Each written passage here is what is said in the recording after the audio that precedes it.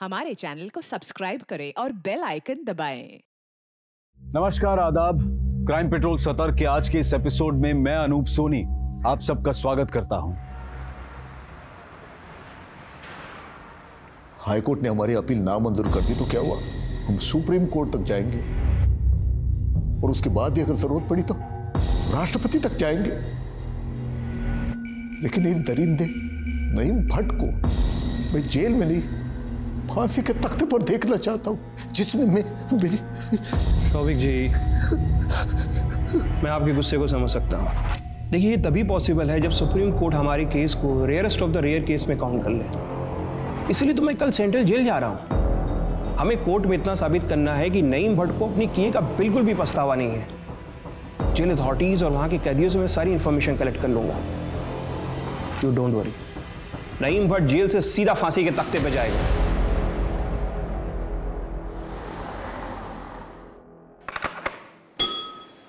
जी साहब। उमेश, कल एक लॉयर आ रहा है, उसे कैदी नंबर 52 नईम भट्ट, उसकी डिटेल चाहिए, देख लें आप। कैदी नंबर 52? ध्यान नहीं आ रहा है। मैं कैदी नंबर 52? वो तो पैरोल पे है 6 महीने से। क्या पैरोल पे है 6 महीने से? ये कैसे हो सकता है? जाओ पैरोल रजिस्टर लेके आओ। जी साहब।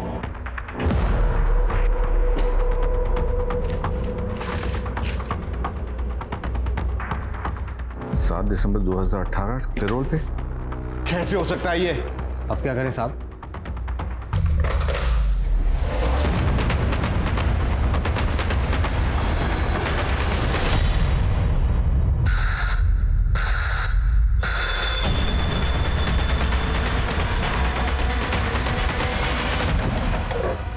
क्या कमिंग सर? आओ, खड़ा हो। क्या है सर? जय हिंद। तो मैं तुम्हारा एक केस स्टडी कर रहा था। तुम्हारा पुराना केस फिर से रीओपन करने की नौबत आ गई है। कौन सा केस सर? ये उस वक्त का केस है जब तुम पीएसआई हुआ करते थे। ये भट्ट बहुत शातिर मुजरिम है सर। अगर इसके इस तरह फरार होने की खबर बाहर आई तो डिपार्टमेंट की काफी बदनामी हो सकती है। It's a very delicate matter और ये केस तुमसे बेहतर कोई हैंडल नहीं कर सकता। ये भट्ट कश्मीर का रहने वाला था। आई थिंक ये भागकर वहीं गया होगा। हाँ, मुझे भी ऐसा लगता है। लेकिन अगर उसे जरा भी भनक लगी कि हम उसे ढूंढने की कोशिश कर रहे हैं तो वो बॉर्डर पार करके उस पार चला जा सकता है। और अगर उसने ऐसा किया तो उसे पकड़ना नामुमकिन हो जाएगा। हमें बहुत एहतियात बरतनी होगी और एक एक कदम फूंक फूंक के रखना होगा। राइट।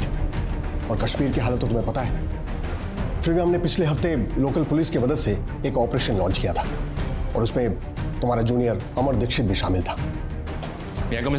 हाँ अमर, मैं भी तुम्हारी उस कश्मीर वाली केस के बारे में बात कर रहा था। Will you please brief him? Yes sir. तकरीबन 1 हफ्ते पहले हमने लोकल पुलिस की इंफॉर्मेशन से एक घर पे रेड किया था। उतरो जल्दी।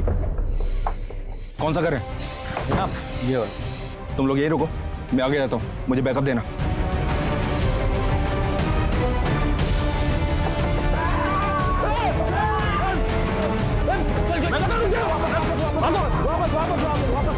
शायद यूनिफॉर्म में रेड करना गलत मूव था। हम एक और गलत मूव अफोर्ड नहीं कर सकते और ज्यादा दिन तक पैरोल से फरार कैदी की खबर को दबा भी नहीं सकते। अगर हमने क्विक रिजल्ट्स नहीं दिए तो ये केस सेंट्रल एजेंसी को सौंप दिया जाएगा। उसकी नौबत नहीं आएगी सर। मैं अभी इसी वक्त इस केस पर लग जाता हूँ। बट सर, मेरी एक रिक्वेस्ट है। बोलो। इस मिशन के लिए टीम मैं चुन। Okay, thank you sir. और सर, एक रिक्वेस्ट और, मुझे इस केस में फ्री हैंड चाहिए। Okay, I fully support you. लेकिन एक बात है, जस्ट सी टू इट कि भट्ट बॉर्डर पार न कर पाए। I want him behind the bars at any cost. Crime petrol का हमेशा से यही मकसद रहा है कि लोगों में अपराध के खिलाफ सतर्कता बढ़े। लेकिन कुछ ऐसे केसेस होते हैं जो ना सिर्फ जनता के लिए बल्कि कानून और व्यवस्था के लिए भी सबक बन जाते हैं। आज का ये केस उन गिने चुने केसेस में से एक है जिसने सरकार को कई सालों से चले आ रहे 2 कानूनी प्रावधानों में बदलाव लाने पर मजबूर कर दिया। नियम कानून में मौजूद उन खामियों को उजागर किया जिनका फायदा उठाकर शातिर खिलाड़ी कानून से लुका छिपी का खेल खेलते थे। मिस्टर मेहता, सेटलमेंट करना ही सही रहेगा। मैं सामने वाली पार्टी से कह करके 15 लाख तक का कंपनसेशन करवा सकती हूँ, लेकिन इससे ज़्यादा पॉसिबल नहीं है। ओके। हाय मिस पायल। आप कौन? जी मैं वो हूँ जिनसे आप यहाँ मिलने आए हैं। Abhijeet. Right. Nice meeting you. तो क्या फैसला किया आपके क्लाइंट ने कंपनसेशन के बारे में? देखिए कंपनसेशन में जो है आपको 20 लाख। मेरे क्लाइंट कंपनसेशन में 20 लाख देने को तैयार है। आउट ऑफ कोर्ट सेटलमेंट कर लेते हैं, क्यों मिस्टर मेहता? ओके। आइए, हाथ मिलाइए।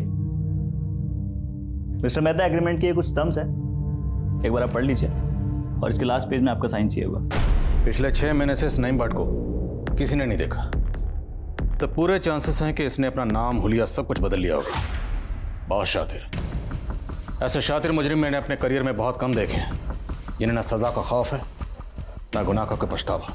पर ऐसा शातिर मुजरिम पैरोल जम करके बाहर आजाद घूम रहा है, ये सोच कर ही मुझे गुस्सा आता। सर, ये नईम भट्ट जिस जेल में बंद था, वहां से इसके बारे में कोई इन्फॉर्मेशन मिल सकती है क्या?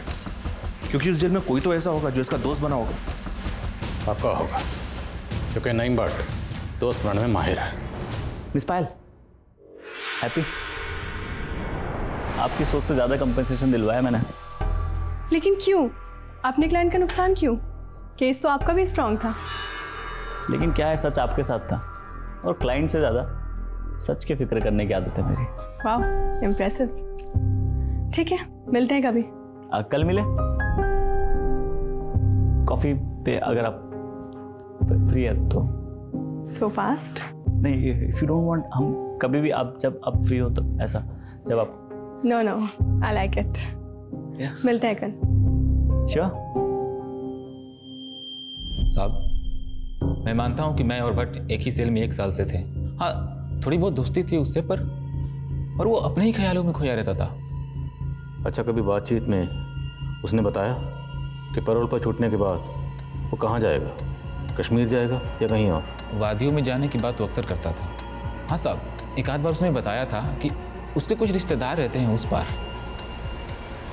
उस पार? तुम भी सेंट पीटर कॉलेज से पढ़े हो? मुझे तो कभी कॉलेज में दिखे ही नहीं तुम। क्या है ना, क्लास में कम, अपनी गर्लफ्रेंड के ख्यालों में जाता रहता था। क्या नाम था? बताओ ना। तुम्हें क्या बताऊं, अपनी गर्लफ्रेंड को नहीं बताया आज तक। अच्छा, मतलब दैट साइलेंट लवर टाइप। तुम फट्टू हो क्या? जाओ जाके प्रपोज करो। पक्का? पक्का। आज तो प्रपोज करना ही पड़ेगा। तो लॉयर पायल, मेरे दिल का केस तुम्हारी प्यार की अदालत में रख रहा हूँ। प्लीज मुझे अपने साथ उम्र कैद की सजा सुना दो। सर, ये नईम भट्ट कठुआ का रहने वाला है और इसके कुछ रिलेटिव्स पुंछ के आसपास के एरिया में भी हैं, जो कि पाकिस्तान बॉर्डर के काफी नजदीक है। लोकल पुलिस से बात की है मैंने सर, पर मुझे लगता नहीं कि वो लोग कुछ ज्यादा मदद करेंगे। पिछली बार हम लोग गए थे तो लोकल लोगों ने पथराव किया था।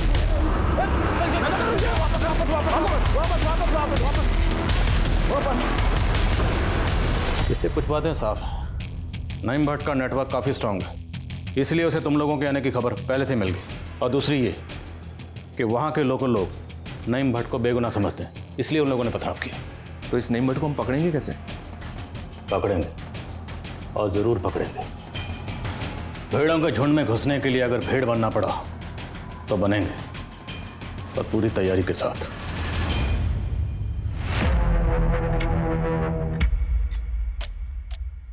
हसन मेहंदी, तुसी जलंधर से हो? हाँ जी। ठीक है, नौकरी पे रख रहा हूँ, कल किसी सोसाइटी में ड्यूटी फिक्स करता हूँ तेरी, ठीक है? शुक्रिया पाजी। चलो, कोई बात नहीं।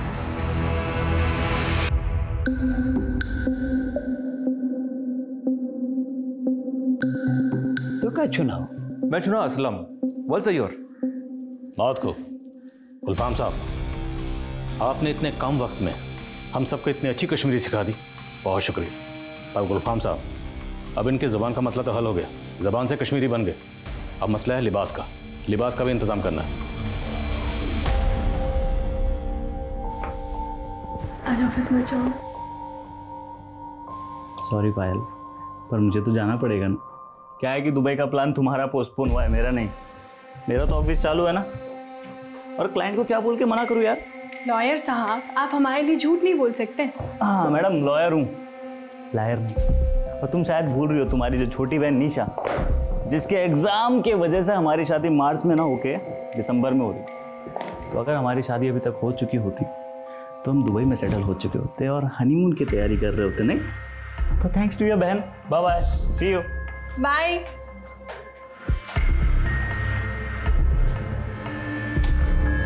इसमें आप लोगों के कश्मीरी नाम, पते और हर तफसील मौजूद है। इसमें जो भी तफसील है उन्हें अच्छे से याद कर लीजिए, क्योंकि पूरे मिशन के दौरान हम में से कोई भी एक दूसरे को उसके असली नाम से नहीं बुलाएगा। आज से हम जो भी हैं वही हैं जो इस लिफाफे में हैं। और अगर कोई ज़रूरी बात करनी है तो हम एक दूसरे को गुलफाम साहब के जरिए पैगाम भिजवाएंगे। साहब, गुलफाम साहब, आप कश्मीर में अपना खबरी नेटवर्क एक्टिव कर रहे हैं ना? जी जनाब। तो बस तैयार है हम लोग जन्नत के सफ़र के लिए, और जन्नत में छुपे हुए शैतान को पकड़कर यहाँ लाने के लिए, वो भी जल्द से जल्द। इससे पहले कि वह शैतान किसी और मासूम को अपना निशाना बनाए, हमें गर्दन से घसीट कर उसे यहाँ लाना है।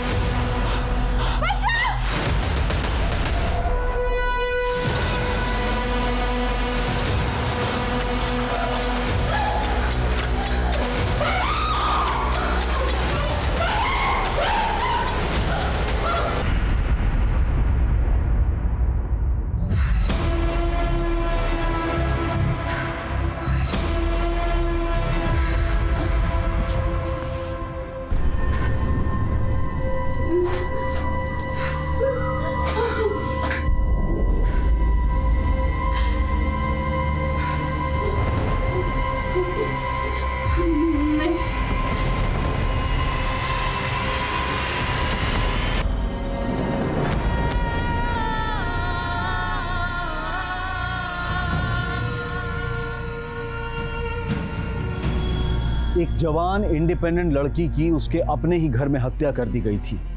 सुबह की पहली किरण आते ही पूरा शहर दहशत से कांप उठने वाला था। पढ़ाई या नौकरी के लिए अकेले रहने वाली महिलाओं की सुरक्षा एक चर्चा का विषय बनने वाली थी। लेकिन सोचने वाली बात यह भी है कि एक पॉश सोसाइटी में अपने घर की चार दीवारी में अगर कोई महफूज नहीं है तो फिर वो कहां है?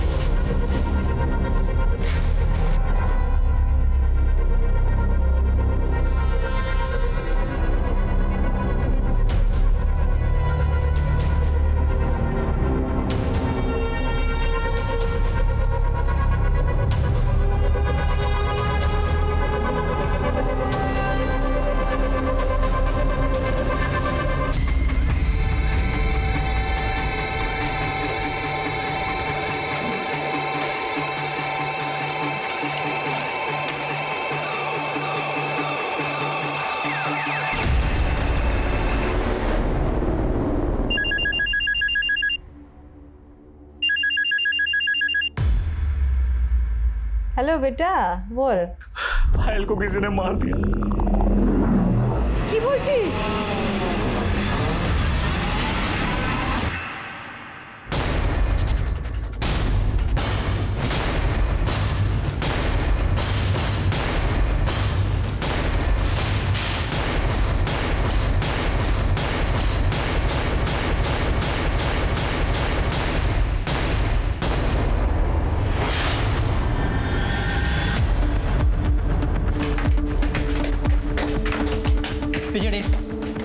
पिछड़ी अपनी।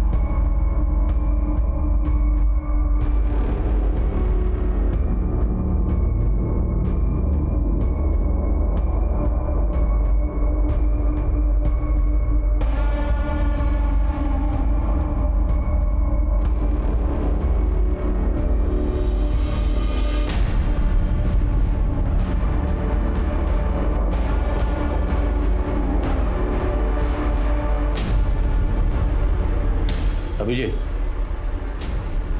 अभिजीत सर। आप? सर मैं विवेक हूँ सर, पायल और अभिजीत का म्यूचुअल फ्रेंड। जब आप घर में दाखिल हुए तो आपने क्या देखा? जब मैं घर में आया तो चाबी रखी, किचन में पानी पिया, कमरे में गया तो पायल पायल पायल पायल पायल पायल कुछ नहीं होगा। हेल्प हेल्प पायल कुछ नहीं होगा। हेल्प हेल्प पायल पायल कुछ नहीं होगा। Help help. पड़ोसी के पास भी गया सर मदद मांगने पर कोई नहीं आया। उसके बाद मैंने माँ को कॉल किया, फिर विवेक को, और फिर आपको। इतनी सुबह आप कहाँ से आ रहे थे? ऑफिस से। आप हर रोज ऑफिस से इतने लेट आते हैं? कुछ काम था केस को लेकर। आपकी पायल से आखिरी बार कब बात हुई थी?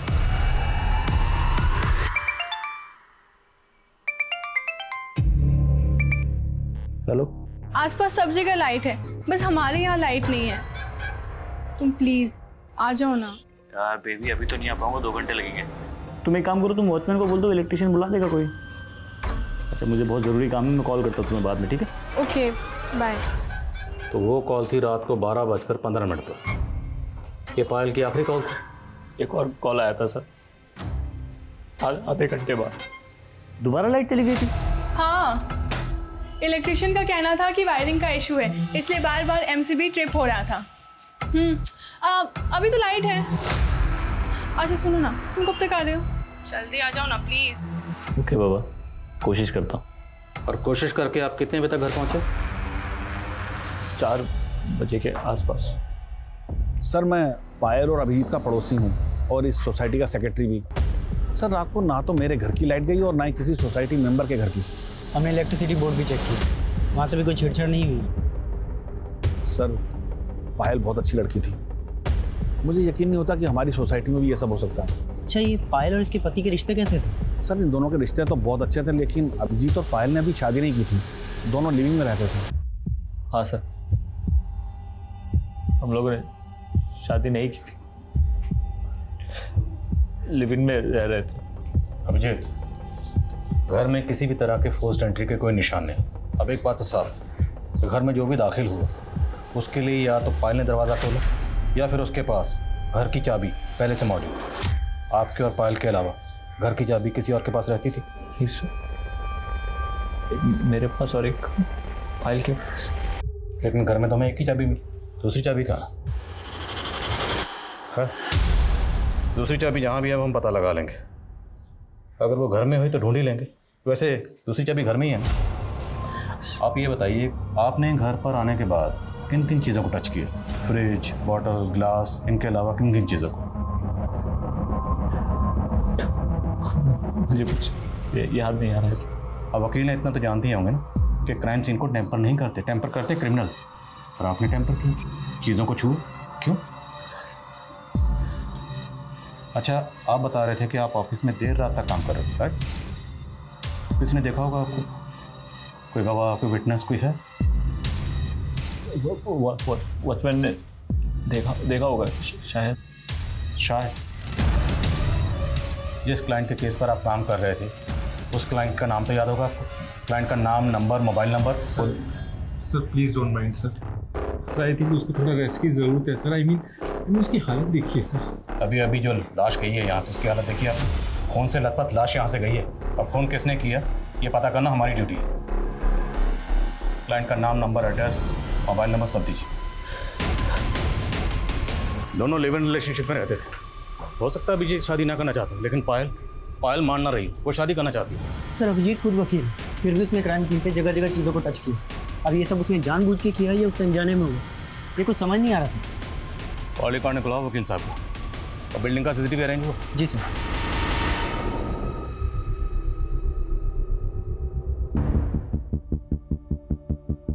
12:21 पे ये गार्ड के साथ कोई आ रहा है।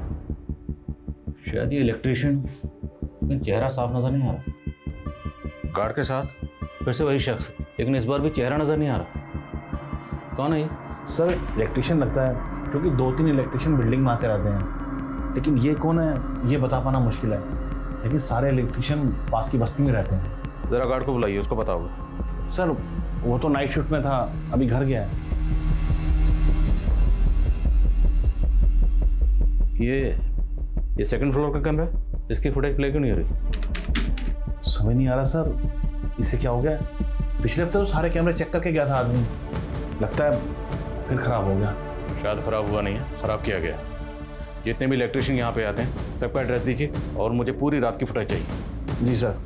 नहीं साहब, मैंने गया था कल रात को। सच बोल रहा है ना? बिल्कुल सच बोल रहा हूँ साहब।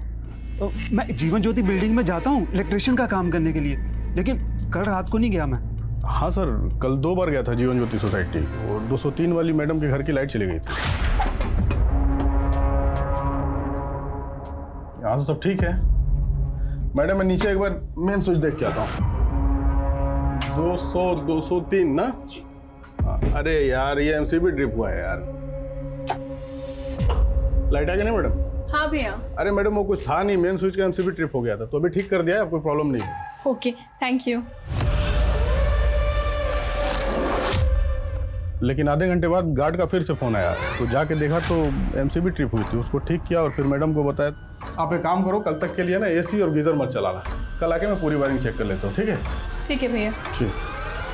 फिर मैं घर आ गया साहब। तेरी उंगली पे क्या हुआ? सब चोट लग गई थी। कब? कल। कैसे? सब भाजी काटते समय। जब तुम बिल्डिंग से बाहर आए थे तो निकलते हुए किसने देखा था? हाँ साहब, वो देखा था ना, वो गार्ड अहमद ने देखा था। सब उसके पास मेरा 500 रुपया उधार है साहब, दे नहीं रहा है। आप लोग बोल देंगे तो दे देगा साहब वो। देख, अगर मुझे बाद में पता चला कि तुमने कुछ झूठ बोला था या छुपाया था, तो एक बात याद रखना, मैं बत्ती गुल नहीं करूँगा, पूरा फ्यूज उड़ा दूंगा। शहर छोड़ के कहीं मत जाना, समझ गए?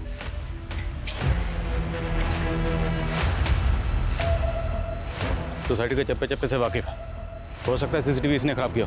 कॉल रिकॉर्ड्स निकलवा इसको।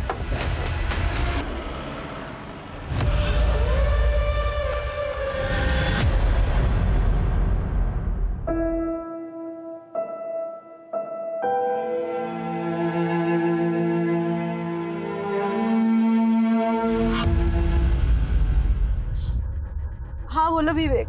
अरे पुलिस अभिषेक को पुलिस स्टेशन लेके गई पूछताछ करने के लिए। क्या?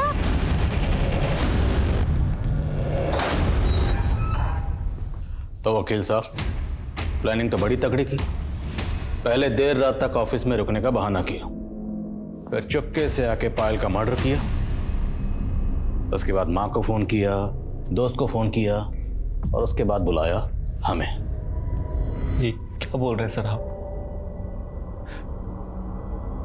पायल जिंदगी थी मेरी, मैं क्यों मारूंगा उसे? यही पूछने के लिए तो बुलाया कि क्यों मारा उसे। और ये एक्टिंग मत करो, एक्टर नहीं वकील, फिर भी क्राइम सीन को जानबूझकर टेम्पर किया। क्यों? सर मैंने जानबूझ के कुछ नहीं किया। तो पायल के साथ ये सब हो रहा था तो मैं ऑफिस में था।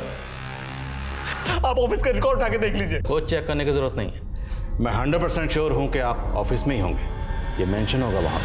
वकील जो तगड़ी प्लानिंग तो की होगी।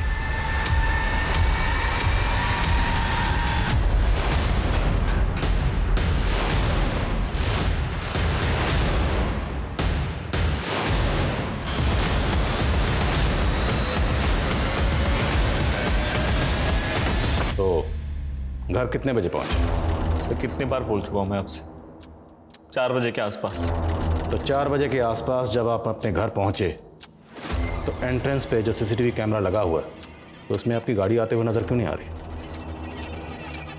गेट नंबर 2 से आए। एग्जैक्टली 2 नंबर गेट से। क्यों? क्योंकि आपको पहले से पता था कि 2 नंबर का सीसीटीवी खराब है। मुझे कैसे पता होगा सर? कोइंसिडेंस हो सकता है। कोइंसिडेंस? जिस गेट से आप एंटर हुए वहाँ का सीसीटीवी खराब, जिस लॉबी में गए वहाँ का सीसीटीवी खराब, जिस फ्लोर पे आप रहते हो वहाँ का सीसीटीवी खराब। और बाकी बिल्डिंग के तमाम सीसीटीवी चल रहे हैं। वकील साहब, इसे कोइंसिडेंस नहीं, इसे कहते हैं प्लानिंग। कैसे समझाऊं सर आपको? मैंने कोई प्लानिंग नहीं की।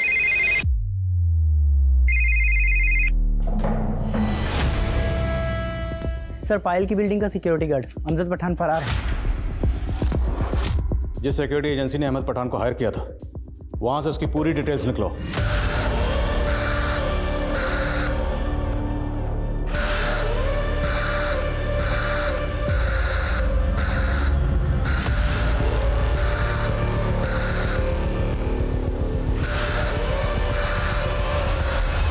क्या एड्रेस है? लाल चौक कश्मीर। बस कोई एड्रेस प्रूफ नहीं लिया, ऐसी जॉब पे रख लिया। कौन है अहमद पठान? मैं किसी अहमद पठान को नहीं जानता। आप बाहर क्यों है सर? अहमद पठान 1 साल से तुम्हारी बिल्डिंग का वॉचमैन था और तुम्हें याद नहीं? हाँ सॉरी, आपने अचानक पूछा तो दिमाग से निकल गया। और अब अचानक पड़ा तो दिमाग में आ गया, है ना? अहमद पठान 1 साल से तुम्हारी गाड़ी साफ कर रहा था, तुम्हारी इससे कभी बात नहीं हुई? अब कहना क्या चाहते हैं? साफ साफ कहिए। हमने जो बोलना था बोल चुके हैं। अब साफ साफ तुम बताओ कि अहमद पठान को कितने पैसे दिए पायल को मारने के लिए? तुम्हारे और पायल के बीच में क्या प्रॉब्लम चल रही थी? सर, आप क्या बोल रहे हैं? अगर आप मेरा दुख कम नहीं कर सकते, कम से कम उसे बढ़ाइए मत। दुख या पछतावा? होता है। जब कोई पहला जुर्म करता है तो उसे बहुत पछतावा होता है। उसका ज़मीर उसे बहुत कोसता है, जैसे तुम्हारा ज़मीर इस वक्त तुम्हें कोस रहा है। लेकिन इसका एक इलाज है। अगर जुर्म करने वाला अपना जुर्म कबूल कर ले तो उसे सुकून मिलता है, राहत मिलती है। अगर तुम भी अपना जुर्म कबूल कर लोगे तो तुम्हें भी राहत मिलेगी, सुकून मिलेगा।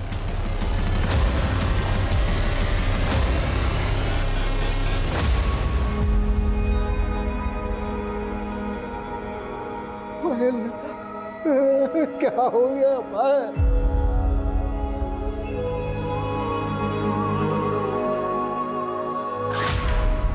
मार्च में शादी?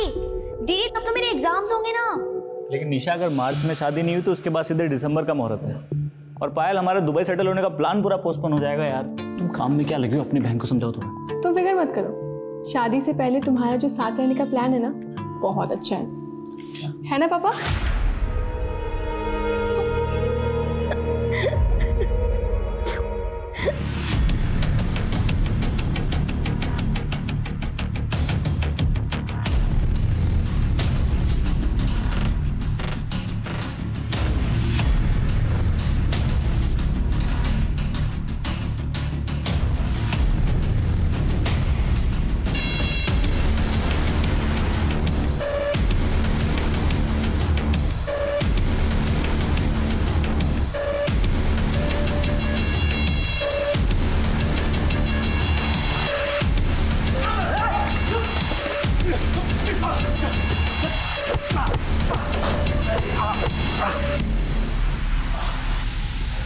अहमद पठान, अभी तो सिर्फ तेरी टांगे तोड़ी। अगर सच नहीं बोलना तो पूरे जिस्म की हड्डी पसली एक कर देंगे। मारना है तो उसे मारो जनाब, जिसके कहने पर मैंने उस लौंडिया को मारा। किसके कहने पर? अभिजीत। पठान के बयान ने पायल और अभिजीत की लव स्टोरी को हेट स्टोरी का एंगल दे दिया था। क्या पठान सच बोल रहा था? क्या अभिजीत ही पायल की हत्या का मास्टरमाइंड था? अगर ये सच था तो ऐसा क्या हुआ था पायल और अभिजीत के बीच जो इस जुर्म का मकसद बना? और अगर पठान झूठ बोल रहा था तो क्या वजह थी पायल को इतनी बेरहमी से मारने की? और पठान क्यों अभिजीत को फंसाना चाहता था? दावे के साथ अभी कुछ भी कहना मुश्किल था, लेकिन जो दिखाई दे रहा था हकीकत उससे कहीं ज्यादा गहरी थी। कई चौंका देने वाले खुलासे अभी होने बाकी थे। एक तरफ पायल की मौत की गुत्थी उलझती जा रही थी और वहीं दूसरी तरफ नईम भट्ट की तलाश में पुलिस कश्मीर की वादियों में भटक रही थी।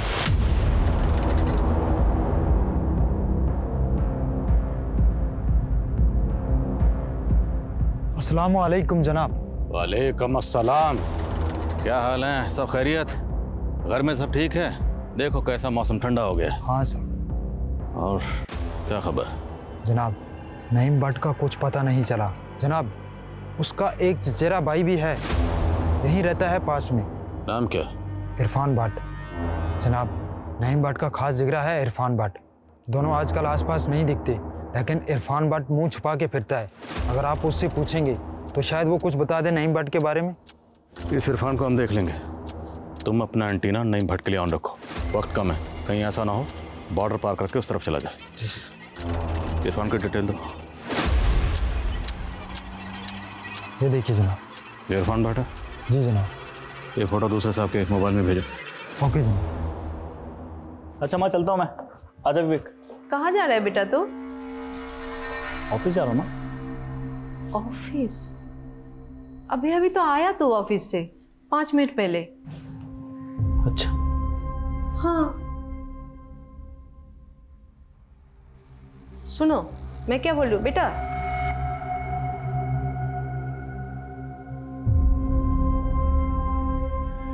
हाँ बेबी, आसपास सब जगह लाइट है, बस हमारे यहाँ लाइट नहीं है। तुम प्लीज आ जाओ ना। यार बेबी अभी तो नहीं आ पाऊंगा, 2 घंटे लगेंगे। तुम एक काम करो, तुम वॉचमैन को बोल दो, इलेक्ट्रिशियन बुला देगा कोई।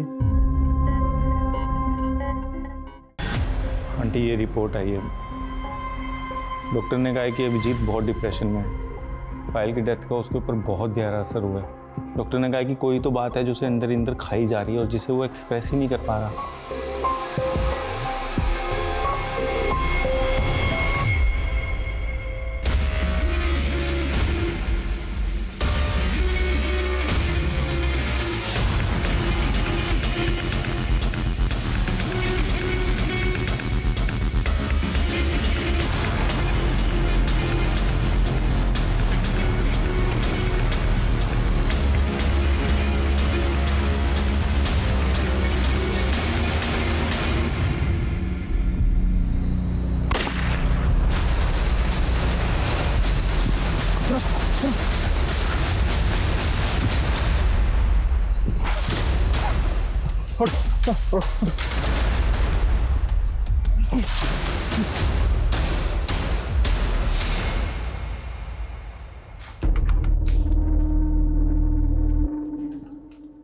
कहाँ गया था बेटा तू?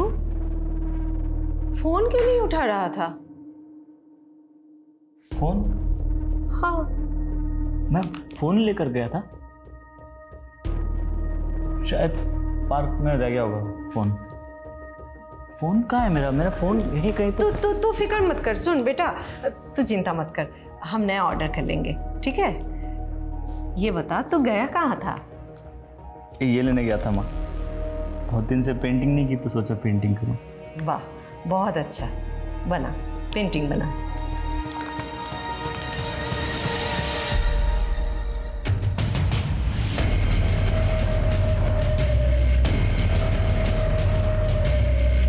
अरे अभिजीत, अभिजीत क्या लो? क्या हुआ अभिजीत को? कैसी तबीयत अब? मेरी बात हुई है अंकल डॉक्टर से अभी। उसे इन्फ्लेमेटरी ब्रेन डिसीज हुआ है, उसकी मेंटली हालत बहुत नाजुक है अंकल।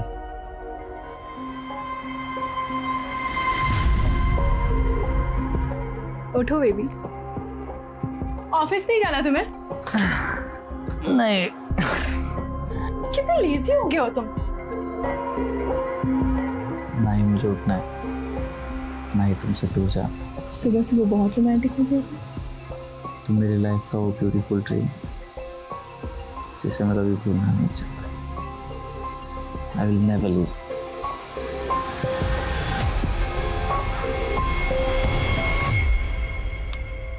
बेटा देख, तेरे लिए चाइनीज लाए हैं बेटा।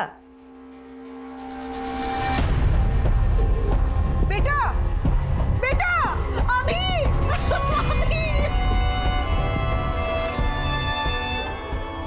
अभिजीत की मौत के 6 महीने बाद कोर्ट ने अहमद पठान को पायल की हत्या के लिए सजा सुनाई। ये बात साबित हो चुकी है कि अहमद पठान ने ही पायल की निर्दयता से हत्या की है, लेकिन अदालत प्रोसिक्यूटर की इस बात से बिल्कुल सहमत नहीं है कि इस केस को रेयरेस्ट ऑफ रेयर केस में गिना जाए। अहमद पठान का जुर्म बेवजह नहीं था, क्योंकि उस रात पायल ने छोटे कपड़े पहने हुए थे, जिसे देखकर अहमद प्रोवोक्ड हुआ और उसने अटैम्प्ट करके उसका मर्डर कर दिया। इस केस के लिए अकेले अहमद जिम्मेदार नहीं है, इसलिए अदालत उसे उम्र कैद की सजा सुनाती है। कोर्ट की टिप्पणी और फैसला लोगों को नागवार गुजरा और सेशन कोर्ट के फैसले से असंतुष्ट पायल के परिवार ने इस फैसले को हाई कोर्ट में चैलेंज किया। लेकिन फिर से जज द्वारा यही कमेंट किया गया कि लड़की ने शॉर्ट्स पहने थे, जिससे प्रवोक होकर मुजरिम ने अटेम्प्ट किया और पायल की हत्या हुई। जज के कमेंट पर कई बुद्धिजीवियों ने तीखी प्रतिक्रिया दी। कई अखबार और न्यूज चैनल्स पर यह मुद्दा बहस का विषय बना। पर कुछ ही दिनों बाद मानो सब इस केस को भूल गए। लेकिन यह केस अभी खत्म नहीं हुआ था। यह केस एक मिसाल बनने वाला था। इस केस में कुछ ऐसा होने वाला था जो सरकार को फिर से कानून में संशोधन के लिए मजबूर करने वाला था। अहमद पठान, तो तुम्हारी माँ का ट्रीटमेंट चल रहा है। तुम्हारे बारे में किसी भी तरह की कोई कंप्लेंट नहीं है जेल से, और तुम्हारा बर्ताव भी बहुत अच्छा है। इसलिए मैं तुम्हें पूरे 90 दिन का पेरोल ग्रांट करता हूँ। शुक्रिया जनाब। पैरोल मिलने के बाद से ही पठान फरार था। 90 दिनों की बजाय 180 दिन बीत चुके थे और पुलिस को अब तक इस बात की भनक तक नहीं थी। कैदी नंबर 52, वो तो पैरोल पे है, 6 महीने थे। क्या पैरोल पे? पायल के पिता जब पठान की डिटेल्स निकलवाने के लिए जेल अधिकारी से मिले, तब पुलिस की एक कोताही सामने आई। पायल के पिता ने मीडिया में गुहार लगाई। पुलिस की ये लापरवाही अखबारों की सुर्खियां बटोरने लगी और पायल के वकील ने इसके खिलाफ हाई कोर्ट में भी अपील की। आए मैडम, एक मिनट।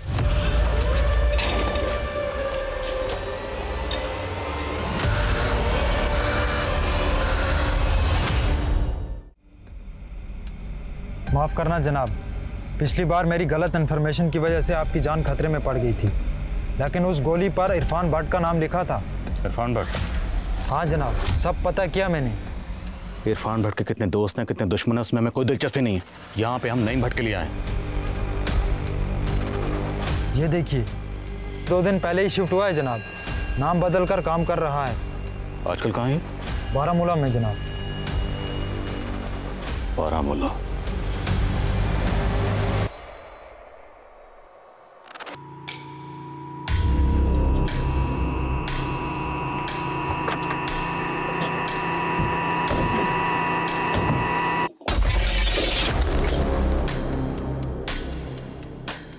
बोलता है ब्रदर, मैं छुसा खुशखबरी चोने खातिर वालसा योर।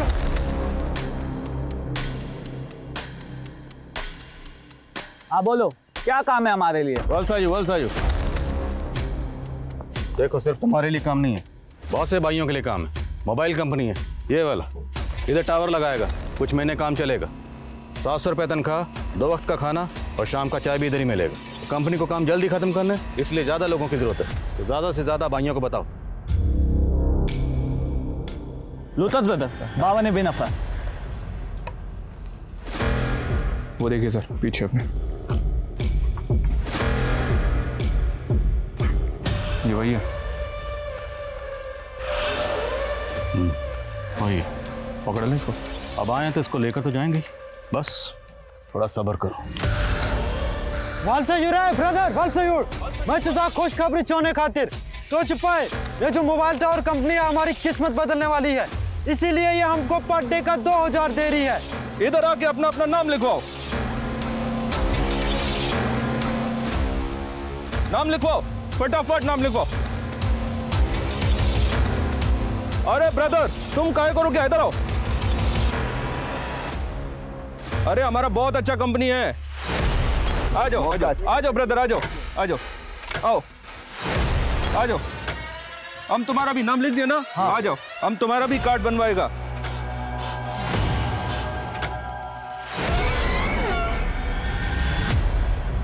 तुमको अच्छा पगार मिलेगा। ये अच्छा कार है ब्रदर, ठंडी बहुत हो रहा है, बैठो गाड़ी में, बैठो फटाफट।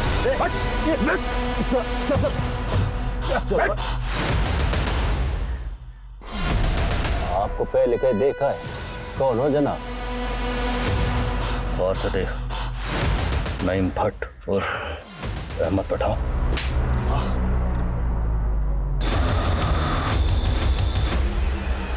ये जन्नत तेरे जैसे शैतान के लिए नहीं, इसलिए तुझे घसीट कर यहां से निकालने के लिए आए। चलो। बहुत देर कर दी जनाब आते आते, हमको मालूम था एक न एक दिन जरूर पकड़ोगे, पर पिछले टाइम से ज्यादा परेशान किया आपको। कितनी बार कहूं जनाब आपको, अभिजीत ने ही मुझे फोन करके उस पायल को मारने के लिए कहा था। हमने सब पता लगा लिया। अभिजीत ने कभी तुझे ऐसा कुछ नहीं कहा और ना ही उसने कभी तुझे फोन किया। अब बोल।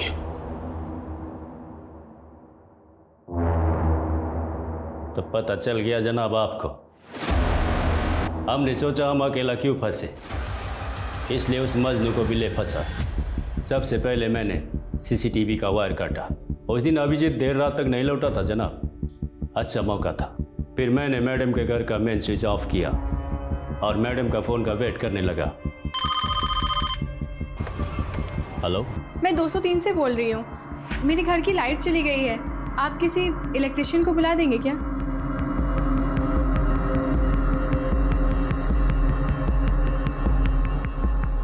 पहली बार बिजली गुल किया तब मैं चाबी लेने में नाकामयाब रहा जनाब, इसलिए दोबारा बिजली गुल करनी पड़ी। क्या भैया, बार बार लाइट जा रही है?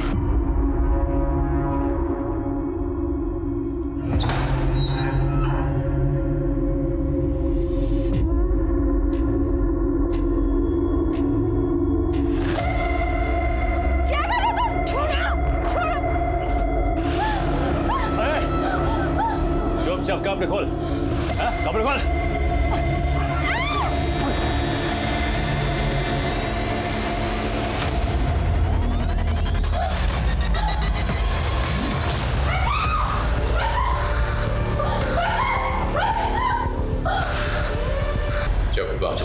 तीसरे माले में 303 नंबर की फ्लैट खाली थी जनाब, उसी में छुपा दी। क्या बिगाड़ा था उसने तेरा?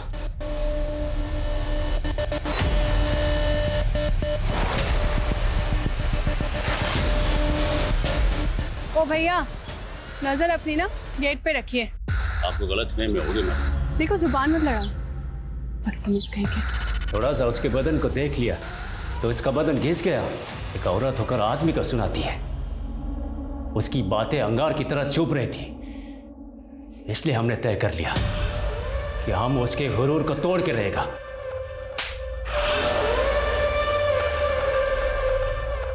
इस केस ने सुरक्षा नियमों और पैरोल सिस्टम पर कई सवाल खड़े किए थे। इस केस के बाद ही सुरक्षा कर्मियों और डोमेस्टिक हेल्प्स की भर्ती के लिए स्ट्रिक्ट गाइडलाइंस जारी की गई। सिक्योरिटी एजेंसीज को जवाबदेह बनाने के लिए एड्रेस वेरिफिकेशन और बैकग्राउंड चेकिंग को अनिवार्य किया गया और साथ मर्डर जैसे संगीन अपराधों से जुड़े कैदियों को पैरोल ना देने का फैसला लिया गया। यह प्रावधान भी पारित किया गया कि अगर किसी असाधारण स्थिति में किसी अपराधी को पैरोल पर छोड़ा जाए तो उसकी अवधि 90 दिनों से अधिक नहीं हो सकती है और पुलिस उन पर कड़ी निगरानी रखेगी। पायल के परिवार को अपनी बेटी की कमी हमेशा खलेगी, पर शायद उन्हें इस बात की तसल्ली भी होगी कि पायल का केस वो जरिया बना जिसने सुरक्षा के नियमों में मौजूद खामियों को उजागर किया और उनमें परिवर्तन भी लाया। अब मैं अनूप सोनी आपसे विदा लेता हूं, फिर मुलाकात होगी क्राइम पेट्रोल सतर्क में एक और नए केस के साथ। तब तक अपना और अपने परिवार का ख्याल रखें, सतर्क रहें, सुरक्षित रहें और देखते रहें क्राइम पेट्रोल सतर्क। जय Hind. For more updates, subscribe to our channel, click the show links and enjoy watching the videos.